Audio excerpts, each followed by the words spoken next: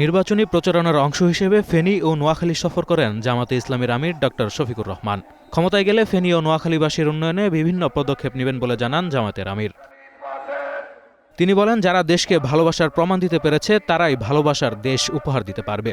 নতুন বাংলাদেশের পক্ষে আনতে হবে, যুব সমাজের প্রত্যাশার বাংলাদেশ গড়তে হবে। এই বাংলাদেশ যারা গড়তে অঙ্গীকারবদ্ধ, তাদের হাতেই আমরা ৩০০ আসনে মার্কা তুলে দিয়েছি। বাংলাদেশের অতীতের রাজনীতিকে বস্তাপচা আখ্যা দিয়ে জামাত আমির বলেন, বাংলাদেশে রাজার ছেলে রাজা, মন্ত্রীর ছেলে মন্ত্রী হবে, সেই সংস্কৃতির ধারা পাল্টে দিতে চায় জামাত। আমরা এমন বাংলাদেশ চাই, একজন সাধারণ রিকশা চালক ভাই তার সন্তানের মেধা বিকাশের মাধ্যমে একদিন যেন সেও এদেশের প্রধানমন্ত্রী হতে পারে।